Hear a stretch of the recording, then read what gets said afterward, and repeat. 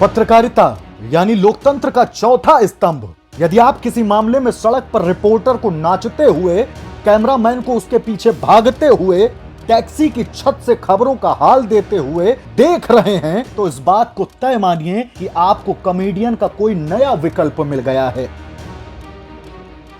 इतना ही नहीं, अगर छाती मेज पीटने वाले एंकर्स को आप सच्ची पत्रकारिता का उदाहरण मानते हैं, तो आपको प्रोड्यूसर्स की स्क्रिप्ट, बॉस के आदेश जैसे शब्दों को भी करीब से समझना चाहिए।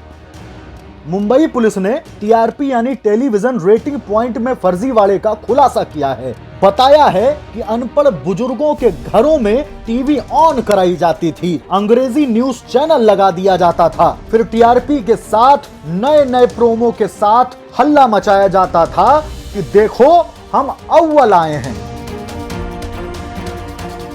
कितना खतरनाक है यह सब कुछ। लोगों से इस बात को लेकर जब सवाल पूछा जाता है तो उनका जवाब होता है कि यह कुछ उतना ही खतरनाक है जितना नकल माफियाओं का एक लड़के को अच्छे नंबर से पास कराकर होनहार लड़के को हरा देना। कुछ वैसा ही जैसे किसी का कत्ल करना, फिर इल्जाम किसी और पर लादकर खुद को साफ सुथरा बता देना। दरअसल यह पत्रकारिता के तमाम प्रतीकों की सरेआम हत्या है, एक कुंठा है, यह जिद भी है साम दाम दंड भेद के जरिए जीत हासिल करने की। फिर ढोल बजाया जाए, बताया जाए कि देखो हमने कितनों को हराकर क्या जीता है।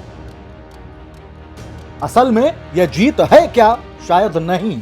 यह बात बेईमानी की इबारत लिखने से लेकर उसे पढ़ने, शोर मचाकर सत्य साबित करने वाला व्यक्ति बहुत गहराई से जानता है। फिर भी वह क्या कर सकता है, क्योंकि वह बीमार है। यह बीमारी नई नहीं है। इस बीमारी के बीच वह खुद को संतुष्ट करने के लिए हर बार इतना खतरनाक खेल खेलता है कि पत्रकारिता को बदनाम करता है। हाँ, एक बात और कि जो लोग भी उस बीमार शख्स की लंबरदारी के आगे दुआ सलाम करते हुए खुद को सफलता के शिखर तक ले जाना चाहते हैं, वे इस बात को गहराई से जान लें कि कहीं वे लोग खुद को खोते तो नहीं जा रहे हैं।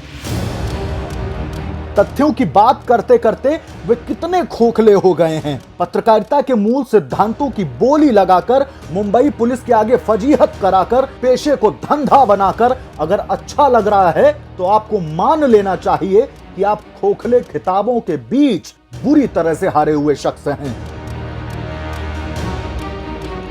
यह हार वैसी ही है जैसा अपने परिवार की नजरों से गिर जाना। आखिर चीख चीख कर कहा जाता है कि जनता हमारा परिवार है। असलियत तो यह है कि धंधेबाज वाकई लंबरदार है, जो खेलता रहा है आपकी भावनाओं से, विचारों से, आपके भरोसे से। इस भयानक साजिश के बाद आपको चोट लगी होगी, सीख मिली होगी। पत्रकारिता को गहराई से समझिए, मान लीजिए कि ग्राउंड पर उछलना, नाचना, चिल्लाना तमाशा हो सकता है, सिद्धांत नहीं। इसी उम्मीद के साथ ख्याल रखिएगा।